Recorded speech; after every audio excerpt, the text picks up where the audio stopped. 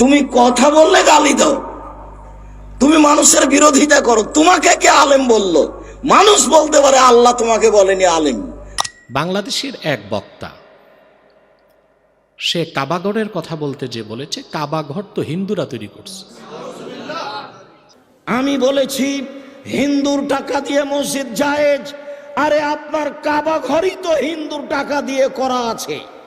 মুহাম্মদ সাল্লাল্লাহু আলাইহি সাল্লামের বাপ দাদারা কাবা ঘর নির্মাণ করেছেন, তখন তো কেউ মুসলমান হয়নি। প্রিয় দর্শক, আব্দুর রাজ্জাক বিন ইউসুফ বলেছেন কাবাঘর নাকি হিন্দুরা তৈরি করেছে, যা বর্তমান সমাজে তুমুল বিতর্কের সৃষ্টি করেছে। এ কারণে এনায়েতুল্লাহ আব্বাসী আব্দুর রাজ্জাক বিন ইউসুফকে কাফের বলেছেন। আমরা এই ভাইরাল টপিকস নিয়ে সব আলেমের বক্তব্য শুনব। চলুন, কাবাঘরকে কে নির্মাণ করেছেন এ বিষয়ে আব্দুর রাজ্জাক বিন ইউসুফ কি বলেছেন তা আমরা শুনে আসি। কিছু আলেম মানুষ যখন লেগেছে যে আব্দুর রাজ্জাক সাহেব হিন্দুদের টাকা দিয়ে কাবাঘর তৈরি করা বলেছেন, তখন আমি মনে করেছি যে সালাফি আলেমও হিংসা করে কথা বলে। আপনি হিংসা পান না কেন? আপনি পিছনে লাগবেন। আপনি তো জানেন যে কাবাঘর যারা তৈরি করেছিল তারা মূর্তি পূজক, পৌত্তলিক। তারা মূর্তি পূজা করতো সরস্বতী, তারা মূর্তি পূজা করতো লাত, মানাত, উজ্জা, হবল।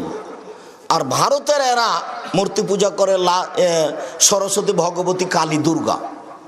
এরা মূর্তি পূজা করে, ওরা মূর্তি পূজা করে। আর আল্লাহর নবী এই মুশরিকদের, মূর্তি পূজকদের হাদিয়া নিজে নিয়েছেন, নিজে হাদিয়া দিয়েছেন।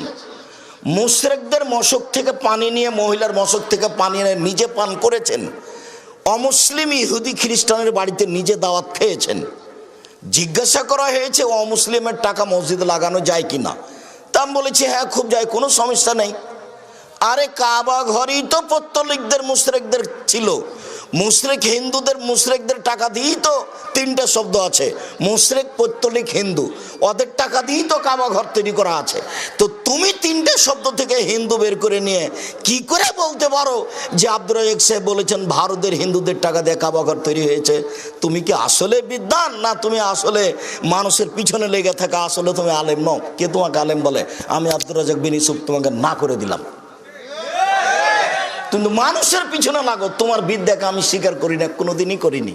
আল্লাহর অশেষ রহমত, আমি ঘন্টার ঘন্টা হাদিস অনুবাদ করতে পারি মানুষের সামনে, আলহামদুলিল্লাহ। সুপ্রিয় দর্শক, আব্দুর রাজ্জাক বিন ইউসুফের এই বিতর্কিত বক্তব্যের জবাবে ডক্টর এনায়েতুল্লাহ আব্বাসী তাকে কাফের তকমা দিয়ে কি বললেন তা শুনে আসি। বাংলাদেশের এক বক্তা সে কাবাগরের কথা বলতে যে বলেছে, কাবাঘর তো হিন্দুরা তৈরি করছে। আমি বলেছি হিন্দুর টাকা দিয়ে মসজিদ জায়েজ। আরে আপনার কাবা ঘরই তো হিন্দুর টাকা দিয়ে করা আছে। মুহাম্মদ সাল্লাল্লাহু আলাইহি সাল্লামের বাপ দাদারা কাবা ঘর নির্মাণ করেছেন, তখন তো কেউ মুসলমান হয়নি। আহা, এবং সে বলেছে রাসূল করিম সাল্লাল্লাহু আলাইহি ওয়াসাল্লামের বাবা মা, পূর্বপুরুষ, ওনারা মুশরিক ছিলেন। কথাটা শুনে খুব কষ্ট পেলাম। ভাবলাম এই মৌলবী, এটারে আগে আমি নাম দিয়ে রাখছি কাজ্জাব বিন ইবলিস। তার কি বলবো, দরকার নাই, কারণ তাকে তো কাফের বলছি আমি। আমি অবাক হয়ে গেলাম। এক জুমাতে আমি এটার কোনো জবাব দিলাম না, দ্বিতীয় জুমাতেও দিলাম না। স্বপ্নে দেখে একদিন আমি কিতাব পড়তেছি, আর সেখানে ফাজাইলে কাবা, কাবার ফজিলতের কথা পড়তেছি। তখন আমি বুঝলাম আল্লাহর পক্ষ থেকে আমাকে ইঙ্গিত দেওয়া হচ্ছে যে কথাটি তুমি বলো, যে আমার ঘর কাবা নিয়ে এত বড় বক্তব্য, এই বক্তব্যটির জবাব তোমার পক্ষ থেকে হতে হবে। এখন বলেন আপনি, আমি কি যারা বিরোধিতা করে, নিন্দা করে, কাফেরকে কাফের বললে যারা বিরোধিতা করে, এই গোষ্ঠীটাকে পরোয়া করব? আমার আল্লাহর পক্ষ থেকে তার হাবিবের জুতা মুবারকের সদকায়, তার হাবিব মুহাম্মদ সাল্লাল্লাহু আলাইহি সাল্লামের এই নগণ্য গোলামকে যে আল্লাহ কবুল করেছেন সেটা দেখব। বলেন, আজকে 15 দিন হয়ে গেল সোশ্যাল মিডিয়ায় এই বিষয়গুলো দেখলেন। সবচেয়ে দুঃখ লাগছে, তার ভিডিওটা হিন্দু ব্লগাররা শেয়ার করছে। কথা তো ঠিক বলছে, বলছে কাবাঘর তৈরি করছে কারা? ভিডিওটা শেয়ার করছে ভাবলাম এটারে তো আগে আমি কাফের ফতুয়া দিয়ে রাখছি, কাজ্জাব বিন ইবলিস নাম দিয়ে রাখছি, আর কি বলবো। দেখি যে না, আল্লাহ চান এটার একটা জবাব হোক। কাবাগর হিন্দুরা তৈরি করছে, আর রসুল্লাহর পূর্বপুরুষ মুশরিক ছিলেন, এই কথা যে বলল, তোমাদের দৃষ্টিতে সে যদি কাফের নাও হয়ে থাকে, কষ্টও কি লাগে নাই তোমাদের? যে কষ্ট লাগতো, তা একটা প্রতিবাদ তো করতাম। কথা বলেন। আচ্ছা বলেন তো আপনারা, বিবেক কি বলে? আল্লাহর ঘর কাবা হিন্দুরা তৈরি করছে, এটা যে বলছে, আর রসুলুল্লাহর পূর্বপুরুষ মুশরিক ছিলেন, এটা যে বলছে, সে মুসলিম আছে না বেঈমান হয়েছে? কাফের হয়ে গেছে না? জিন্দিক সে। এটা তো আগে কুফর করে কাফের হয়েছে, আবার নতুন করে কুফরি বাড়ছে। আমরা দেখলাম ডক্টর এনায়েতুল্লাহ আব্বাসী তাকে সরাসরি কাফের বলে সম্বোধন করলেন। এরপর আব্দুর রাজ্জাক বিন ইউসুফের বক্তব্যটি কঠোরভাবে বিরোধিতা করে শায়েখ আহমদুল্লাহ কি বলেন তা শুনে আসি। জনৈক আলেম বলেছেন কাবাঘর নাকি হিন্দুদের টাকায় নির্মিত। নাউজুবিল্লাহ। এটা কোনো আলেম বলতে পারে?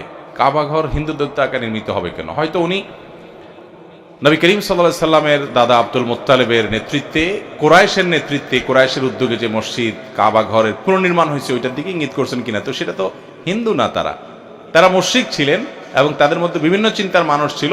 ওইটা গোত্র কেন্দ্রিক করেছে, কুরাইশ গোত্র করেছে। কুরাইশ গোত্রের মধ্যে তো নবী সাল্লাল্লাহু আলাইহি সাল্লাম নিজেও ছিলেন, এবং ওইবার যে নির্মাণ হয়েছে ওই নির্মাণে তো নবী করিম সাল্লাল্লাহু আলাইহি সাল্লাম অংশগ্রহণ করেছেন। নাউজুবিল্লাহ। হিন্দুরা নির্মাণ করেছে এইভাবে বলা কিভাবে ঠিক হতে পারে?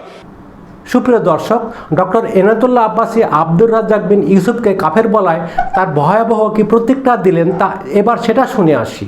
তুমি কথা বললে গালি দাও, তুমি মানুষের বিরোধিতা করো, তোমাকে কে আলেম বললো?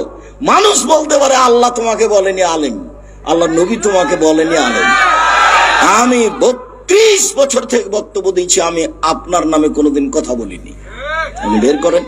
আর আপনি দিন রাত বলছেন আপনি গালি দিয়েছেন, কিসের আপনি আলেম? কত গালি মানুষে আমাকে বলছে, আমি মোবাইলে রিং হলে অন করতে পারি, নামটা আপনার সেভও করতে পারি না, আমি মোবাইল চালাই না, আমি বড় মোবাইলে কোনো কিছু দেখি না, আমি জানি না।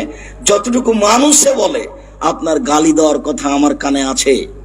কে বলেছে আপনাকে আলেম? আমি বলি না, আল্লাহর নবী বলেননি।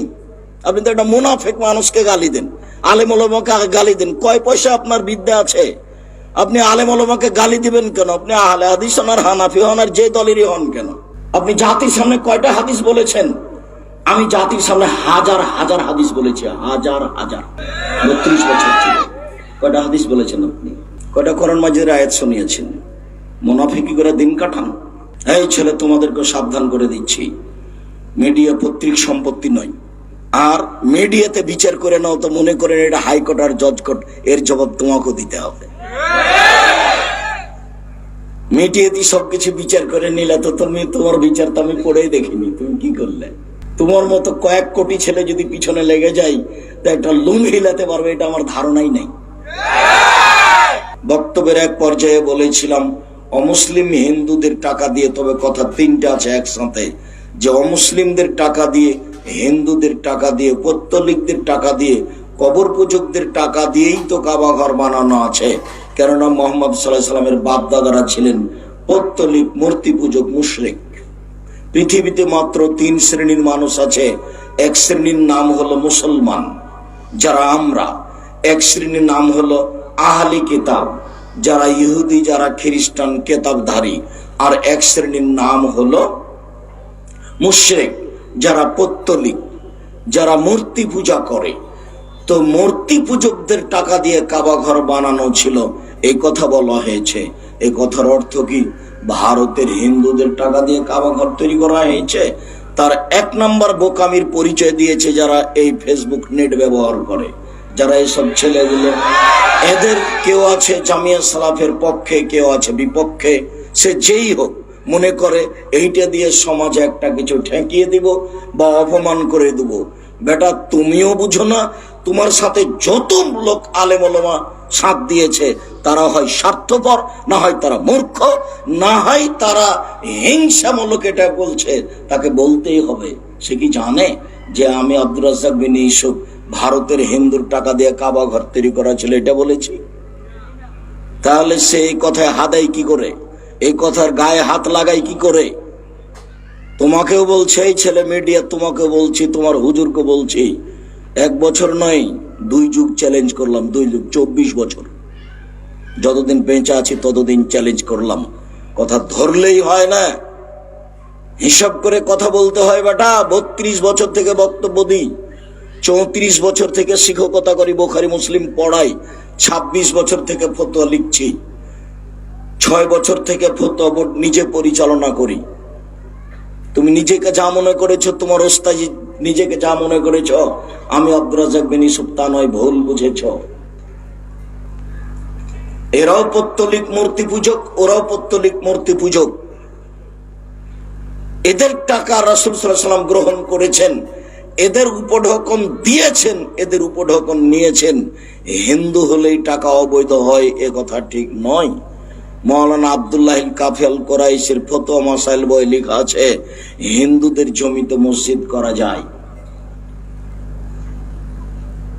তুমি না বুঝেই এই ফতোয়ায় হাত দিলে তুমি বা কেন, আর তোমার হুজুর যারা সাথ দিল তারাই বা কেন? তারা এভাবে বলতে পারতো, হ্যাঁ ঠিক হয়েছে ফতোয়া, হয়তোবা হিন্দু কথাটা বলাতে কেউ ভুল বুঝেছে, তবে তার ভুল বোঝাটাই ভুল হয়েছে বলে সে কথাটা স্পষ্ট করত। সে কি করে এটাকে আবার খাটো করার জন্য চেষ্টা চালাই? বেটা তুমি কয়টা ফতোয়া লিখেছো জীবনে? আমি আব্দুর রাজ্জাক বিন ইউসুফ 26 বছর থেকে ফতোয়া লিখছি, 6 বছর থেকে ফতোয়া বোর্ড নিজে পরিচালনা করি। আমি খালি হাতে লিখছি 26 বছর থেকে। 32 বছর থেকে বক্তব্য দিচ্ছি, 32 বছরে কোনোদিনও অপ্রয়োজনীয় বাক্য বলিনি, 32 বছরে কোনোদিন কেসা কাহিনী বলিনি, 32 বছরে কোনোদিন মাঝহাব নিয়ে কথা বলিনি, 32 বছরে কোনোদিন দেশ বিরোধী বক্তব্য দিতে যায়নি। কোরআন হাদিসের আলোচনা করি, আজকেও করবো ইনশাআল্লাহ। পৃথিবীবাসী, দেশবাসী, পৃথিবীর বাঙালিকে বলে যাচ্ছি, এই ফতনে যারা হাত খেলেছে তাদের ভিতরে হিংসা আছে, তাদের ভিতরে মুনাফিকি আছে। ওসব আলেম ওলামাকে মুনাফিকি নীতি ত্যাগ করে সঠিক পথে আসতে হবে, আর যেটুকু মানুষ বুঝতে ভুল করেছে সেটুকুকে স্পষ্ট করতে হবে, তাহলে সেটা হক হবে। তুমি উল্টা চলে কি করতে পারো? তুমি জামিয়া সালাফের কি করতে পারো, আর আমি আমারই কি করতে পারো? সম্মান তো উপরে আছে, মান সম্মানের মালিক তুমি না উপরওয়ালা। যারা এই ফতনে হাত দিয়েছে সবাইকে আমার চিনা আছে খুব ভালোভাবে, রাস্তাঘাটে আমি খুব বুঝতে পারি। তা আমি এসব কথা বলতে চাই না। পিছনে কে কি বলেছে আমার জীবনে কোনোদিন আমি তাকে তাকিয়ে দেখিনি। বহু ছেলে চাপ দিয়েছে, মিডিয়াওয়ালারা, মোবাইলওয়ালারা, যে আপনাকে এত কিছু বলছে, আপনি একটু বলেন না কেন? তা আমি তার তো নামই নেওয়া ভালোবাসি না, আমি তো বলবো কি করে? তাই তো নিরুপায় হোক। বহু কথার পরিপ্রেক্ষিতে বলেছিলাম, তোমাকে তো মানুষই মনে করি না। তুমি কি মনে করছো এটা সাধারণ সহজে বলে দিয়েছি? তার যে কত অত্যাচার, তার যে কত জুলুম, এখন আমাকে ওর সাথে বাহাস করতে হবে, ওর সাথেই কথা বলতে হবে। তখন তোমাকে মানুষই মনে করি না, তো বলবো কি? সুপ্রিয় দর্শক, একজন আলেম আরেকজন আলেমকে কাফের বলবে, এটা কতটুকু যুক্তিযুক্ত তা আপনারা কমেন্টসে জানাবেন। বর্তমানে আলেম সমাজ মুসলিম সমাজে বিভেদের দেয়াল দাঁড় করিয়ে দিয়েছে, যা কখনোই কাম্য হতে পারে না। আমরা চাই আলেম সমাজ মানব সমাজকে সহি পথ দেখাবে। সবাই ভালো থাকুন, সুস্থ থাকুন। আল্লাহ আমাদের সবাইকে সত্য বোঝার এবং তার উপর আমল করার তৌফিক দান করুন। আসসালামু আলাইকুম ওয়া রাহমাতুল্লাহি ওয়া বারাকাতুহু।